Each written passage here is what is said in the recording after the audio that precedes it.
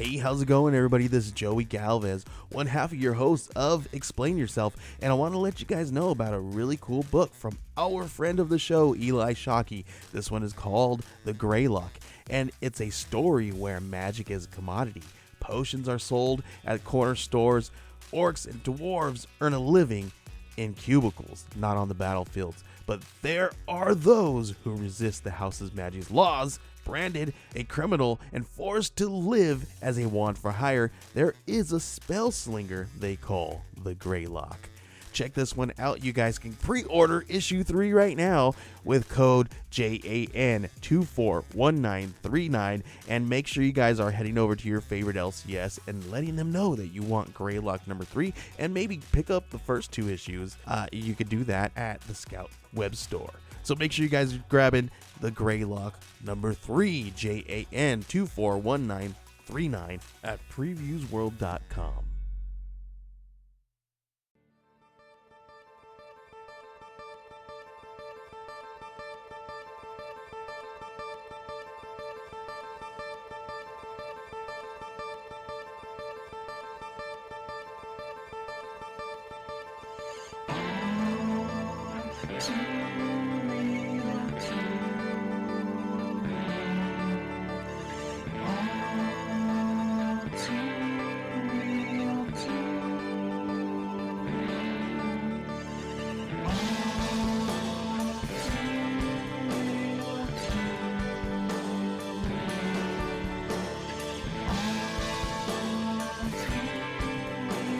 Okay, everybody, welcome to the latest episode of All Too Real 2.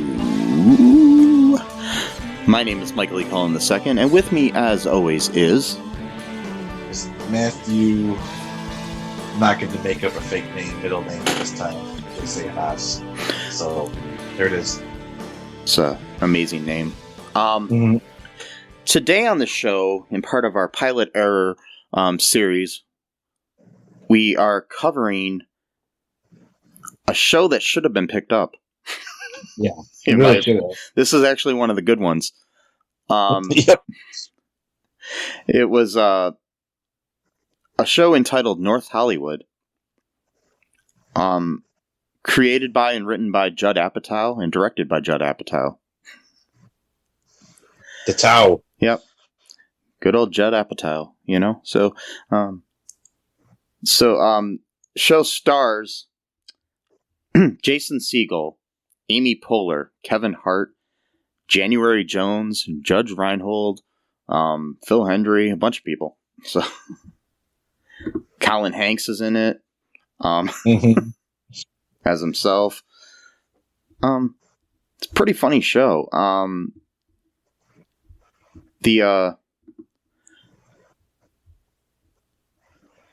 As this article that I'm reading says, this might just be the best television show that was never made. It was a edgy, blistering, satirical comedy about a group of young actors and comedians trying to crack in the industry of Hollywood. Yeah, I mean, it was great. I mean, this is basically like what Blit Happens wanted to be, I think. Basically. Just put it, yeah.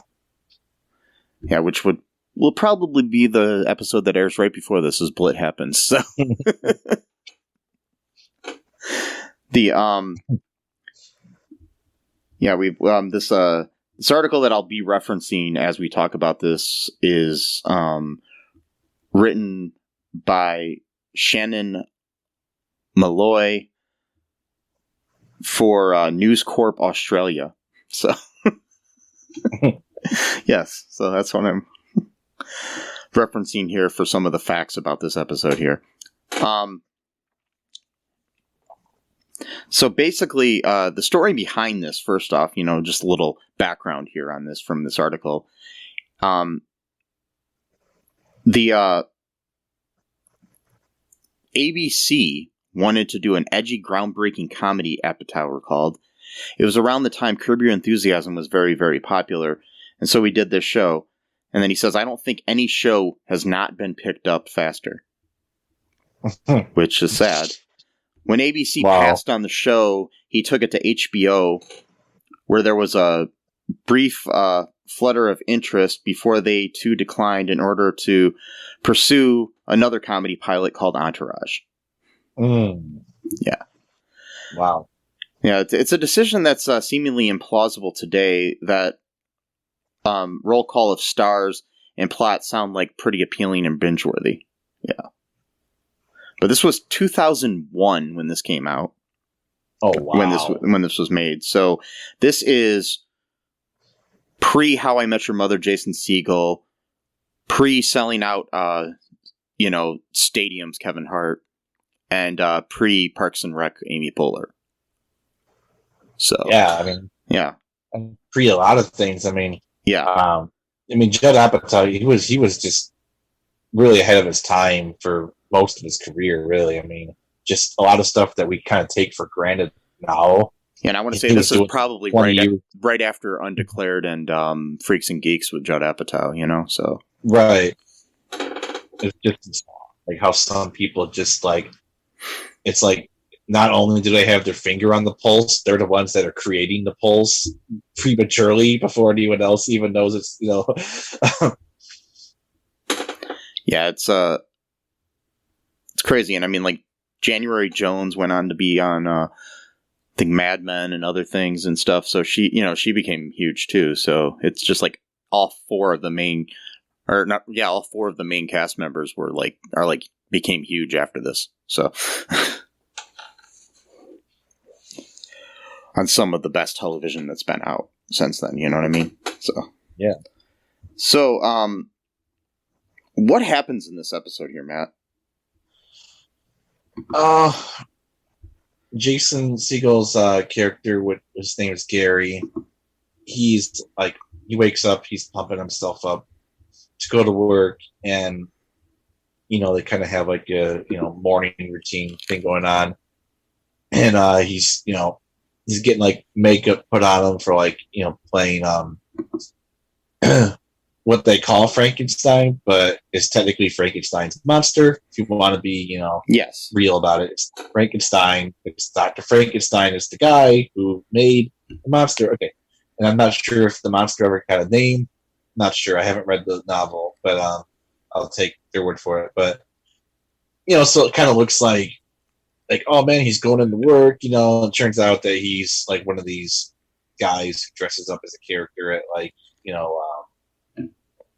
a certain part of town where people like tourists are at or whatever, and he's just supposed to scare them, because he's a tall guy, and but he's kind of like doing his own little things, like doing like knocking some soliloquies from the Mary Shelley novel and stuff, stuff like that. He knocks a head off one of the kids, and he's kind of really getting into it. But yeah, he ends up, this girl, she asks her mom, if she could hug Frankenstein, so she's like, he goes into this weird monologue and like scares her. Yeah, it's kind of sad. I mean, it's kind of like, I think what that was like kind of a play on is like when you go to like Universal Studios in Hollywood or in Florida, they have people walking around dressed up like monsters and dressed up like Groucho and Charlie Chaplin and all these people and Lucille Ball and whatnot, walking around. So yeah, I think that's kind of what it was about, kind of. But they do that in LA, I think, where it's like, well, there's like a place on like actually near where Jimmy Kimmel films his show, like on Hollywood Boulevard, where people walk around dressed up like mainly like superheroes and Star Wars characters and shit like that. But yeah, this was more like a place where he was hired to do this. On Hollywood Boulevard, that's all just done by the people. Oh, like they're basically like a lot of times they're like homeless people and stuff like that just decide, hey, I'm going to dress up like the Incredible Hulk and walk around, and then get my picture taken with people. It's technically not legal, but Hollywood kind of turns an eye at it, so like, whatever. Yeah. Like let them make some money, mm-hmm. like, yeah, I mean, there's really sad stories too. Like there was just a couple documentaries about it, and the really sad stories about the guy that was the Superman on there for years, who died a few years ago. And he was found inside of like a recycling bin Oh God. for like old clothes and stuff that he was trying to steal stuff out of. Oh. He was found dead in there and stuff, and he had drug problems and stuff like that. It was just, but he looked a lot like Christopher Reeve. So, yeah, sad story. But yeah, look into that. I don't know. I'll look up there's like Confessions of a Superhero is one of the movies that I watched about him. So yeah, it's kind of sad. But anyway, so back to something happier. This show. So yeah, so he's basically, he wants to be a serious actor, but he's like kind of stuck in this, amusement park or whatever the hell it is, dressed up as Frankenstein's monster, so. Yeah, and his boss is really mean to him, telling him that he can't do his own thing, that he just has to do like, dumb gestures, like put his hands out. Plus he said something too, sneezing on the tourists. I'm like, in post-COVID world, when I hear stuff like that, I'm like, man, like, like they just said, go ahead and do shit like that. Like, I don't think he really wanted them to sneeze on them as much as pretend he was sneezing. Well, yeah. Maybe I took it literally because I'm so like, so cautious now about that kind of stuff, like sneezing, whatnot, getting fluids, and all that jazz. Yeah, I got my pin that I've been wearing lately too. That just says fully vaxxed, still not a hugger. Yeah, which cool. I like that. I'm not going to hug you, people. So don't try to hug me if you see me in public. I mean, I like hugs, but they have to be of the right. They have to be the right kind of hug. Yeah, and they have to be sincere. Well, not just sincere. They have to be what's the word? Natural. I guess that's the only word I could think of. So if I'm not hugging a stranger. That's all I'm saying. Oh, probably not. It depends though. But like if I can feel that like a hug is not 100% comfortable, then I just feel like I can't do this. It's just not, it doesn't feel good. It doesn't feel like a hug is supposed to feel like a hug. Hug is a hug is a hug. It's like its own definition. You just know it, or you don't know, but I know.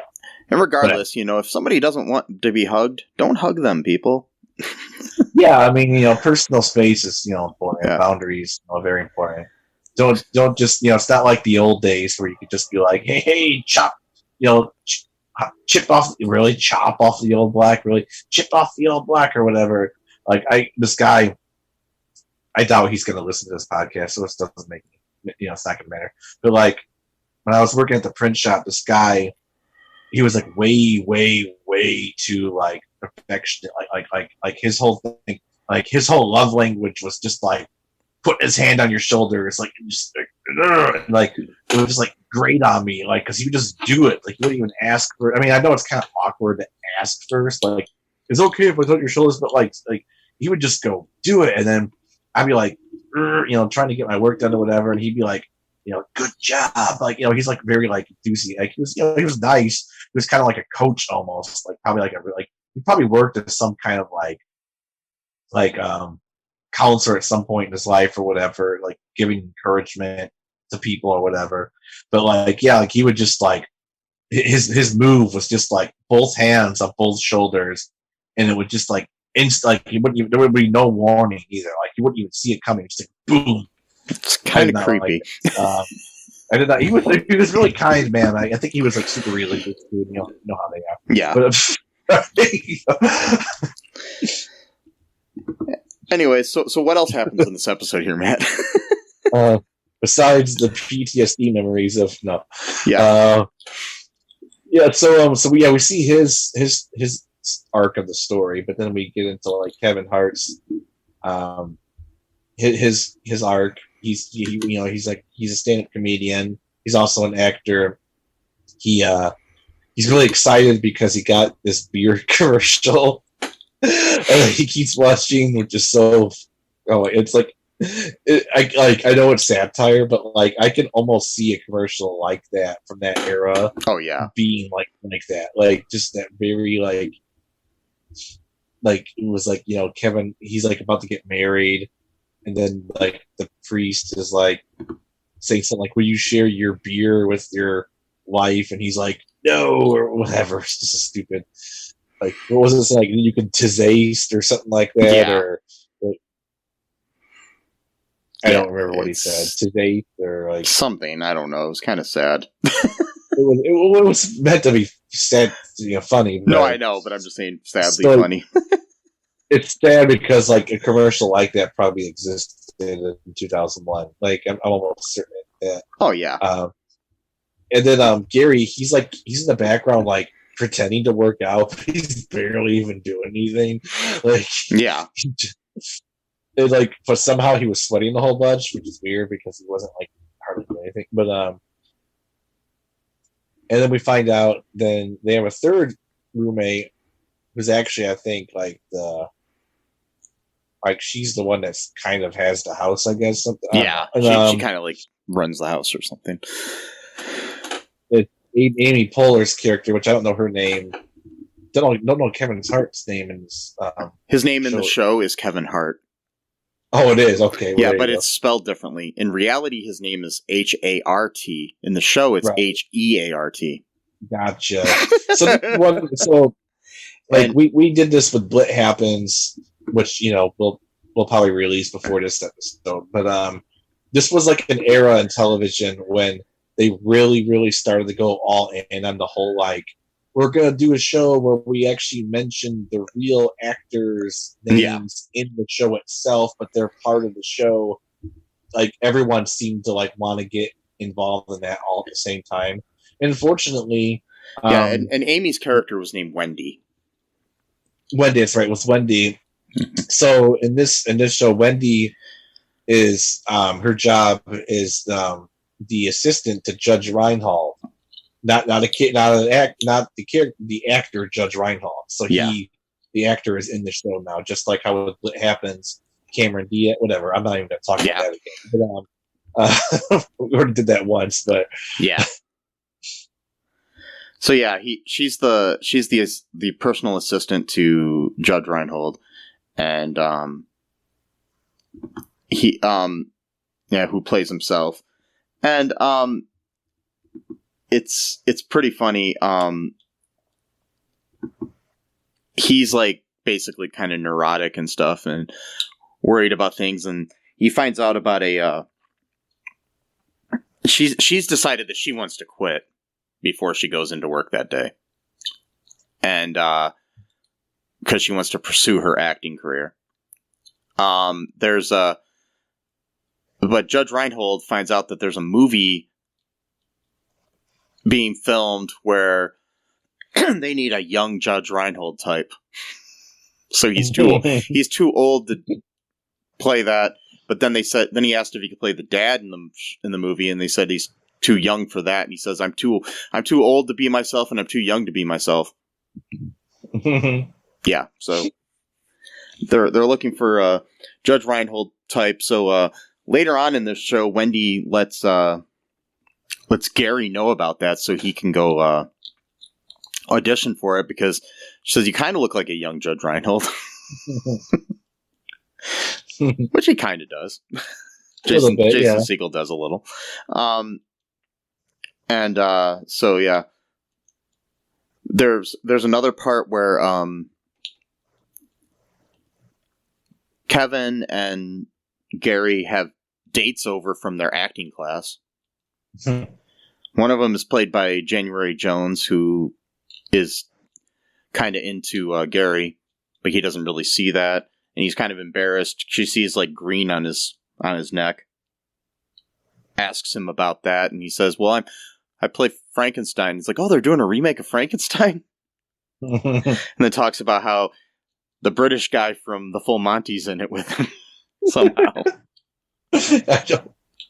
Which I found hilarious because the whole cast of The Full Monty are British guys. Exactly. He's like, it kind of reminded me of what was it? I think it was Forgetting Sarah Marshall, where like he gets caught in a lie and he just like changes up the story. Yeah, like he kind of like does this little thing where he kind of like freaks his neck a little bit, and he's like, he's kind of weird about that because he said something about like, oh, he's really cool actually. She's like, oh, can I come over and watch you guys on set? And he's like, yeah, he's kind of weird about that. Like, he said he was really cool. So everybody wants to see him naked or something.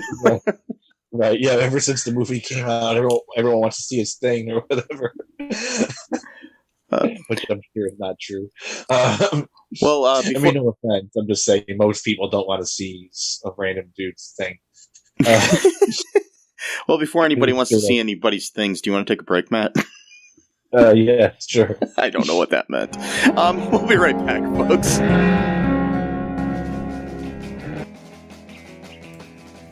What is Gen X? What is the silent generation?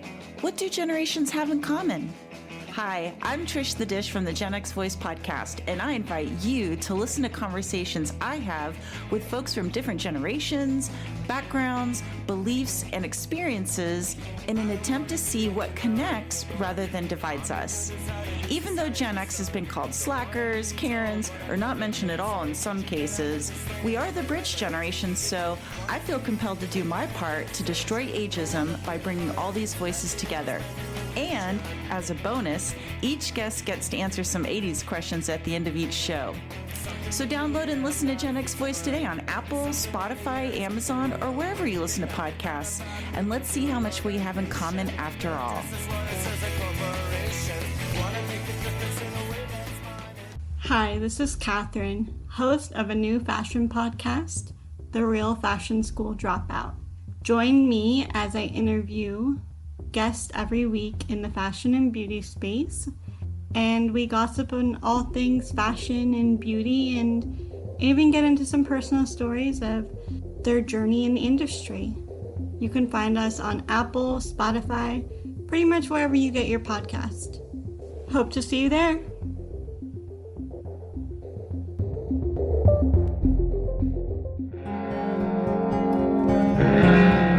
And we are back. Nobody was showing anybody their things out during the break, I don't think. Nope. That's I did not pull a Jeffrey Toobin. So yes, that's good. Yeah, yes, it is good. Yes, because we are on Zoom, and yep. Also recording on the Zoom, so it's weird.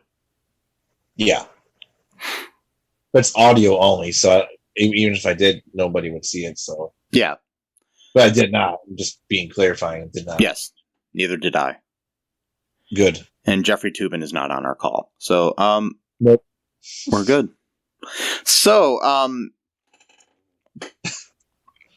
back to North Hollywood. not the city, the sitcom pilot. The show that could have been, but wasn't. Yes.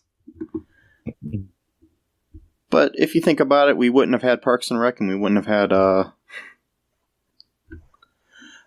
probably wouldn't have had How I Met Your Mother or other things too. So a lot of things. Which plus we wouldn't have all the great movies. Well, we might have had the great movies of Judd Apatow. So we don't know, but you know, in an alternate universe, things are different. Yeah, just like the show What If. I've never said anything more deep than that in my life. Oh yeah, in an alternate universe, things are different. I mean, it's very deep. It's very, yeah, it's true. Wow. Deep shit. It's very deep. So, anyways, throughout this episode, we have Jason Segel's character of Gary. He visits his parents at one time. They're not very supportive of him, and they're talking at one point, and they're like, you know who I like as an actor? That Dan Rather. The newscaster. And it's like, who's that Jay guy that hosts the Tonight Show? He said that kid. He said that kid. Mike, what are you talking about? Yeah. Yeah, the dad is played by Phil Hendry, who is a Facebook friend of mine. So if you're listening to this for any reason, Phil, hi. And he did also do a brilliant turn on an episode of Marin once too. So Phil Hendry, he's good. Yeah. Oh yeah, mm-hmm. Okay, that's cool. Yeah, I believe he has his own podcast too. So, nice. Look him up. Anyways, he yeah, they're not really supportive of him. So he goes off and there's Amy Poehler, finds out that there's this movie where they want a young Judge Reinhold. Young Judge Reinhold. And Judge Reinhold, there was a thing where he wanted her to, he says I was in the grocery store and Jamie Lee Curtis had the Halloween theme as her ringtone. And he wanted the Beverly Hills Cop theme as his ringtone. Oh my God. And then she was like, I can't do that. I quit. Just like, wow. yeah. That's bad. Yeah. I don't know. I don't have the All Too Real 2 theme song as my, Oh, you know? No, I'm sorry, Matt. That's okay. I barely looked at that thing anyway. I made it. Yeah. 3 years ago, something like that. I'll tell you what my ringtone is. It's whatever the default ringtone of the phone is. Yeah, I think mine is too. I used to do their own custom. I used to go ringtone. crazy. I'd have custom backgrounds. I'd have everything. Now I just have the default, whatever it is. I don't give a fuck anymore. I know. It was fun while it lasted to do stuff like that. I know who this person is because I hear a custom ringtone. Yeah. I used to always I'd have the How I Met Your Mother theme song, or speaking of, Jason Segel, I'd get that one. And then my background is the cast of How I Met Your Mother. I'd have a whole theming on my phone, or it was the Scrubs theme song and it was the Scrubs cast, or whatever. It would always be TV or movie theme songs. But yeah. Right. But now that eats up too much space on my phone, so I don't give a fuck. Yeah, I know. Plus my phone's on silent most of the time anyway, so I don't give. Yeah. Hardly ever turn my ringer on. Yep. My thing is I'll call somebody back when I notice that they called me. Yep. Unless you're a business guy who's always got to have his phone on, all times or whatever. Even then, if somebody can't wait 5 minutes, because I'm usually checking my phone every 5 minutes at least, so they can't wait 5 minutes to talk to me. Yeah. Mm-hmm. My broker really needs to get a hold of me. Yeah. We're gonna take AMC to the moon. God, these people. I know this is a really weird tangent, but man, some of these people are so freaking delusional about AMC. So they think this AMC stock is gonna squeeze. They call it squeeze because all these hedge funds are basically trying to make the price of the stock really low. So they're trying to basically manipulate. So basically all these people, regular people, are trying to group together to essentially do. It's almost like a lightsaber battle. So they're trying to manipulate the stock to go higher than what it's actually worth to counteract the thing. But some of these people, man, they, I don't know if they themselves really believe it, if they're just deluded themselves to the point of just not seeing. Is that reality. the whole GameStop thing that happened? Yeah, they're basically trying to do the same thing with AMC, and they've been doing it for since January, so it's been going on for a long time.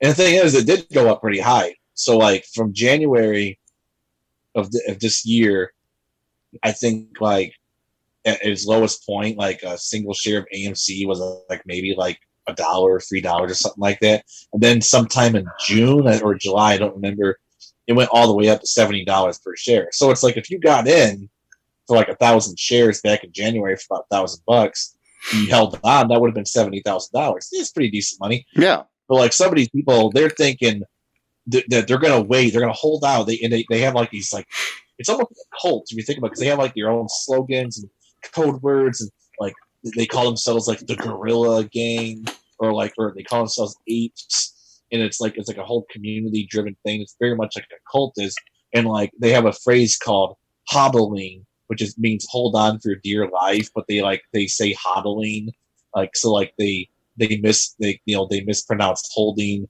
as hodling, so it's a cute little way of having a sort of community. Which another thing cults do is they make up their own terms and have their own language that distinguishes them from outsiders. So it's very much like a cult. And if anyone ever even hints at criticism or just even not even criticism, even just like doubts. They accused him of quote spreading FUD, and FUD stands for fear, uncertainty, and doubt. So like you're not allowed to have any. It literally operates like a cult. Like that's not just me saying that. That's like the definition of like how cults operate. Like that's. And that's thank you all pretty for objective. tuning into All Two Stocks with Matt. All too stock by. No. So anyways, I'll wrap up my points. I know I'm taking a long time. But so you didn't come here to listen to me talk about AMC. All right. But you're here, so can't be forced. But so some of these people, I don't know if they actually believe this or just they're telling other people to believe it so that they can make more money by investing more in stock. Probably the latter, maybe some in the former who are just that delusional. They're saying that they're going to wait until AMC gets to $100,000 to $500,000 per share. Wow. I'm like, it's a fucking movie studio. Like no. That's not even a movie studio. It's a movie theater chain. A chain, but even so, nothing is like just for like a analogy or a comparison is that the Berkshire Hathaway company that was founded by Warren Buffett. Okay, that's a holding company that its entire business model is just buying up other businesses. Like that is the business itself, right? So at one point that became like $200,000 per share, but that was after like 50 years of just buying up all these different things, and that's a holding company, right? That's not. So AMC is just a theater chain. It's not buying up like 8,000 other businesses. Like there's no way. There's no way that's. I mean, and like some of these people, they're like, I'm going to hold on. That's like, I'm pretty sure you missed your opportunity at $70 because now it goes around like $38 to $40, and it kind of teeter totters from that every single week. Like I think you missed your opportunity. Like just cut your losses, do what you want, but this shit's not going to $100,000 per share. It's just not. No. Anyway, that's my little. Okay, so back to the show. All Two Stocks is over. All Two Stocks with Matt. You know, if you'd like to hear more about that, make sure you subscribe to that show. That doesn't exist. Yeah, it doesn't. It won't exist. It's all two stocks. All he does is talk about two stocks. He just talks about AMC and GameStop. AMC and GameStop is the only ones I know about. So, anyways, in the show, Gary ends up going to audition for this movie, and he somehow gets in there because he knows somebody or something at the audition. Some girl.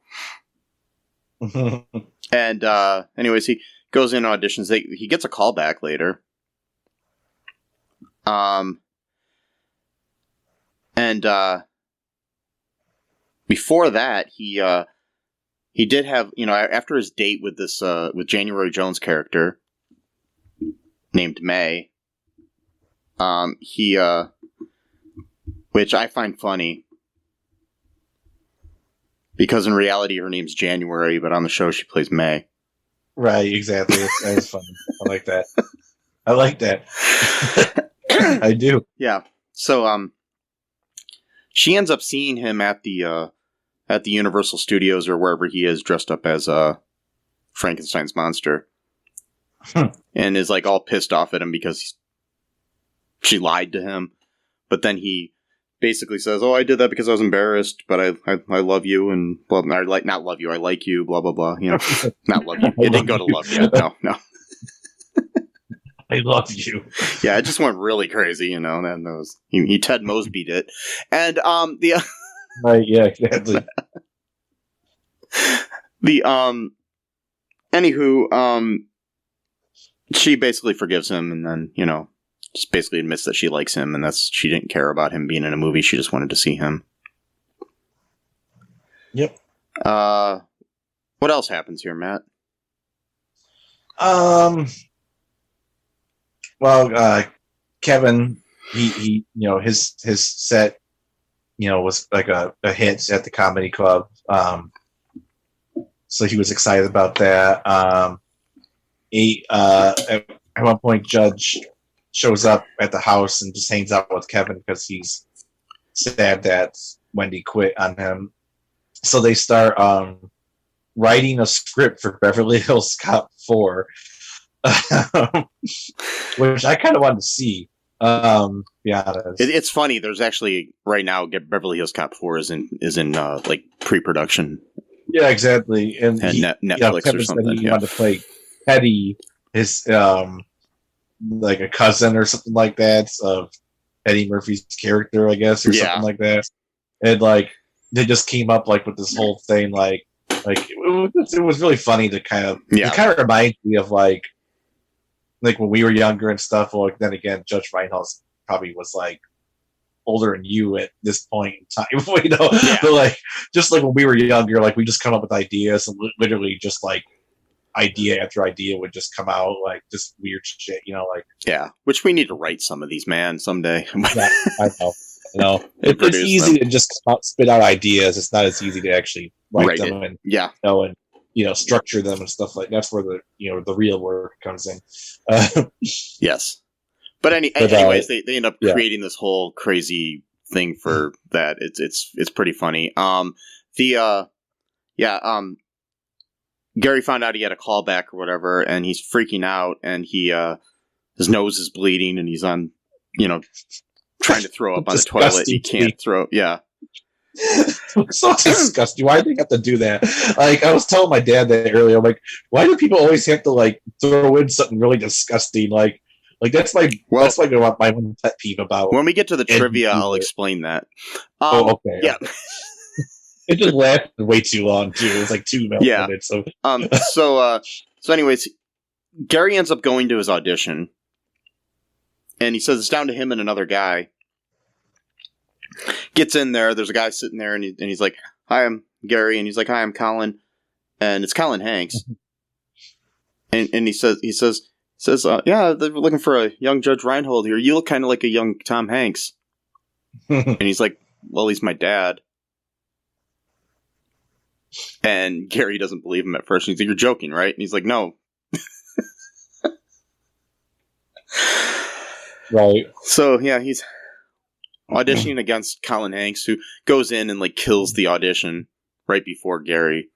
Gary goes in there and is really awkward and stereotypical, like what you expect in a scene like that, where he can't make the people laugh and everything like that, and and he's like, "Why is he making them laugh? It's a drama." Right. Like sort of joking here. Like he's trying to to figure it out. And it was funny too because earlier in the episode, Judge Reinhold says, "It was up against me and Tom Hanks for Splash, right?" It's right. He did say that. That's so it's like Gary's the new Judge Reinhold and Colin's the new Tom Hanks, and it's just like right. Was that true though? Was he really? Yeah, he was one of the people considered for it. Okay. Yeah. That would have been I'm pretty sure that Tom was the first choice, but if Tom would have backed out, I think Judge Reinhold had the role. Interesting. Yeah. That would have been a totally different movie, just like Back to the Future would have been different with Eric Stoltz. Yeah, Eric Stoltz, yeah. So anyways, Gary ends up not getting the role. Colin Hanks gets it, but Gary gets another role that they said was perfect for him. And Wendy ends up going back to Judge Reinhold as well, though. At the point she comes home and she sees Judge and Kevin talking about the whole thing, and she's just like, "You're not going to make Beverly Hills Cop 4 with Kevin." Yeah. And so there's that, and then it's so they end where they're all on the set of Gary's movie that he's in, and he has like one line. He's like getting all prepared for it and stuff, and like his parents are there and they're all happy and everything, and then the end he's like, "You want to go get some donuts? They got free donuts here. Just tell everybody you're an extra." Right. Yeah. Yeah. It was a pretty good. It was a pretty good show, though. I think. I would have loved to. I mean, who knows? Maybe they can. Try it out again. With different actors, obviously. But in this article, Judd Apatow says, he says, because he had just, produced, when this article was written, he had just started producing, Love on Netflix. And he said,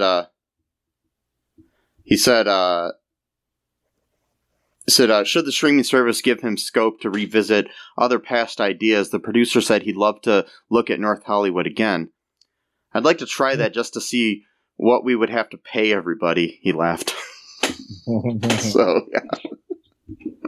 Right. Yeah. I know, because everyone is like a huge star. Yeah. Like everyone. Mm-hmm. I mean, that would be yeah, it was just also too, so like the movie that they were auditioning for was Orange County, so now we have another meta moment where a real movie that was coming out is referenced in the show, and Colin Hanks was in Orange County. Was it Orange County? Yeah, that's what they said in the episode. Did they? I didn't even hear that. They said it was Orange County. But Orange County is a comedy. It's not a drama.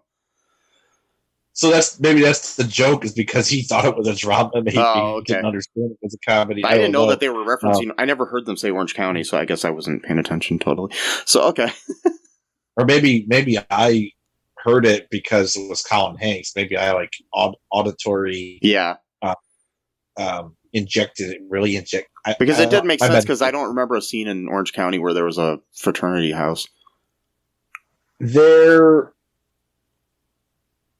I haven't seen it in so many years. Me either. But I don't know. Anyways, do you want to hear some trivia here about this? Yes. Okay, we only got 2 trivia things here. And there's also no user reviews on IMDb for this for some reason. Okay. Which is weird, because normally we have, like, good and bad reviews to read for these pilots, but this one doesn't have any. Judd Apatow had Kevin Hart and Jason Segel live together for a week to help them get into character. Wow. So here's the other trivia. When Jason Segel leaned over the toilet to shoot a scene, his nose started bleeding profusely. Oh no. Instead of breaking until it subsided, they worked the nosebleed into the show. So not only was that gross, that was actually real blood. Oh god. Yeah.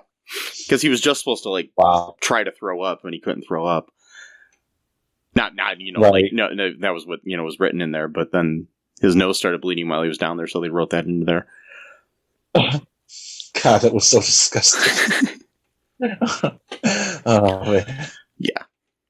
So yeah, that's a little bit of trivia here. Yeah, I really liked this show. I thought it was good. I think it could have lasted. I mean, if they would have, got a chance. But yeah, around that time though, it probably wasn't it was probably just a little too early for it or something. I mean, like most of the stuff, like Freaks and Geeks and Undeclared, which were Judd's previous 2 shows before this, those were kind of early too, in my opinion.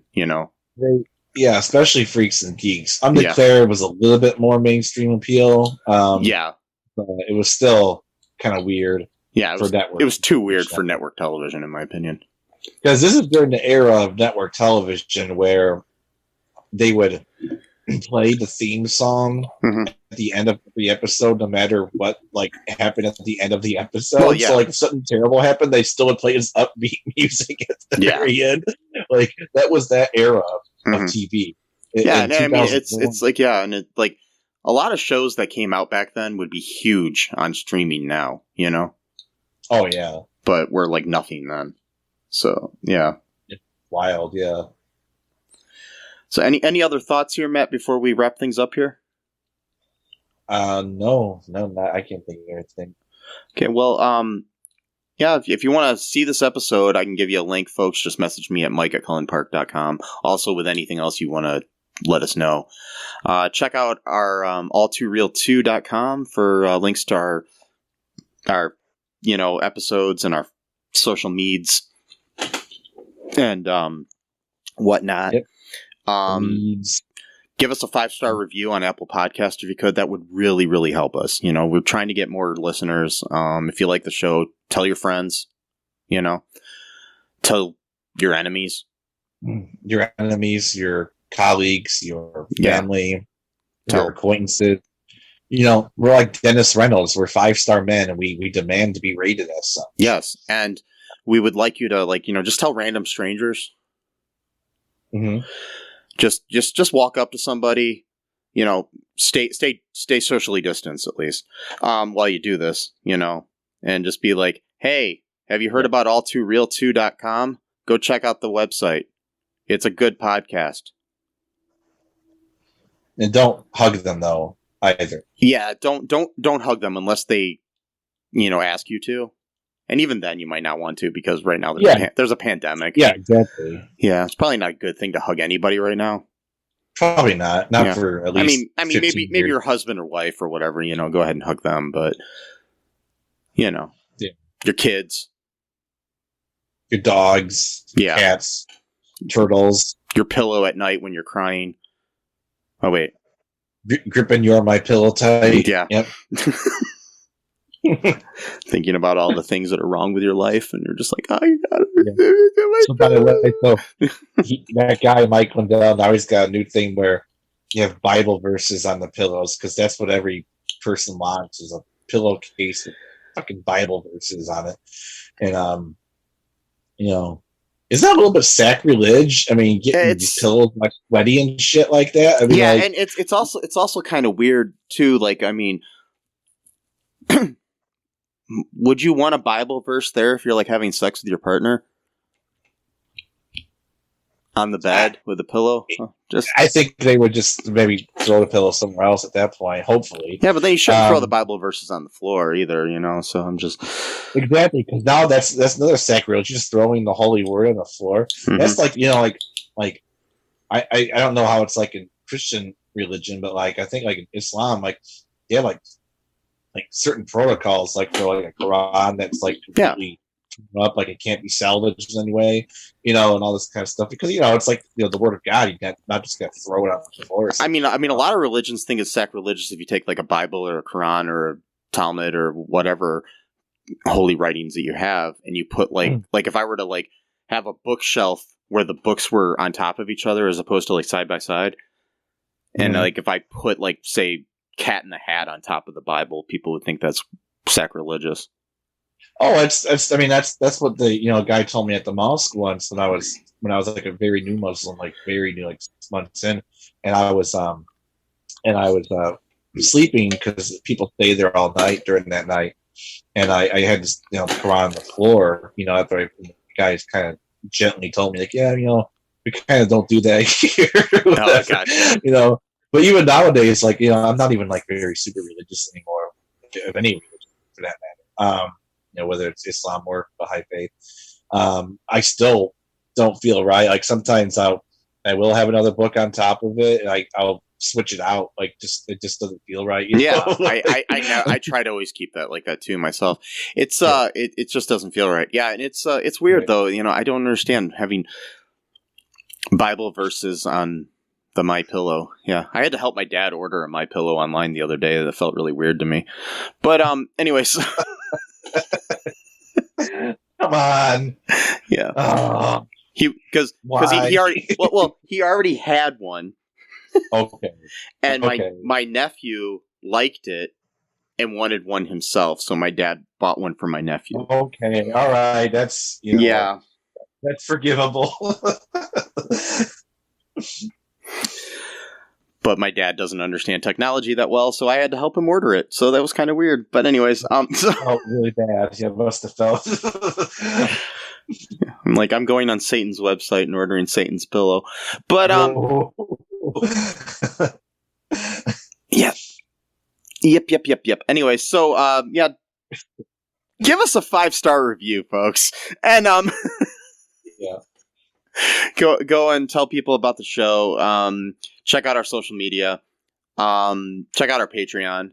Also, check out our TeePublic. You can get that's somewhere where you should buy stuff. I think you can. I don't know.